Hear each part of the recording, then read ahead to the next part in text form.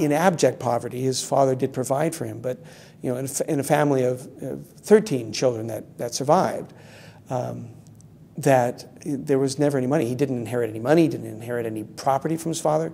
He did it all himself. He had 2 years of public education, and the rest of it was basically himself and reading and discussing and writing and asking questions. He taught himself how to write as well as he did. He was one of the most read of all colonials. People had 2 books in their houses. They had the Bible and the Almanac. That was, so one was from before and one was from him. So I think I'm hoping that they get an idea of what formed Franklin, the fact that that information is still there, even more so with our smartphones and stuff. You can pick it up and you can read translations of Tacitus and Cicero. You can find iPod, iTunes, people reading the books to you. The idea, I hope they understand something about the Enlightenment and the fact that we are living in what they hoped the Enlightenment would be, which is universal access to almost all information. We have that now with the internet. The fact that we're not as enlightened as they would hope us to be, I think would be kind of a shock. That, well, we thought that once all information was available to everyone, that everybody would just settle down. And Thomas Jefferson said that within 20 years of the Revolution, everyone would be a Unitarian. That didn't work, did it? We're in some ways more divided than ever. And I think they would be surprised. And so I'm hoping to break some stereotypes. Franklin was not a Christian. He was a deist. Jefferson, a lot of the founding fathers were deists.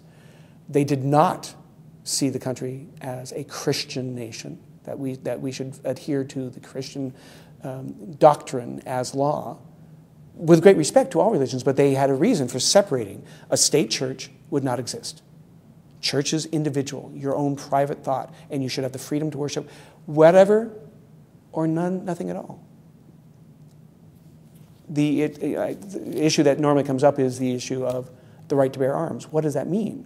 And again, I'm not here to tell people you should do this, but I'm here to say, understand what we, the Founding Fathers, thought an arm was. So have you changed the definition? And then shouldn't you rewrite the Second Amendment? Now that always gets an interesting response, because people go, because I'm not saying you should ban, you should do anything with guns. I'm just saying rewrite it to fit your times, and then in 20 years, do it again. Jefferson said every generation, about every 19 point some odd years, you should tear up the Constitution and rewrite it, keeping what you want, changing what you need, and getting rid of all the rest. It's not a sacred document. Keep the actual document. That's valuable, and that's cool to look at. But why not rewrite it? Why not make it your document? And those are just thoughts people go, oh. Yeah. And so that's kind of what I'm after, is to get people to think. Get people to recognize that the Founding Fathers are accessible. They're not demigods. Their work was flawed.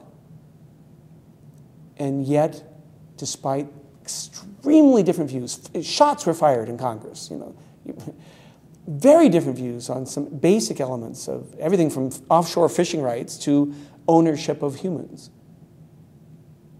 But when it came time to what's best for the country, they collaborated and compromised.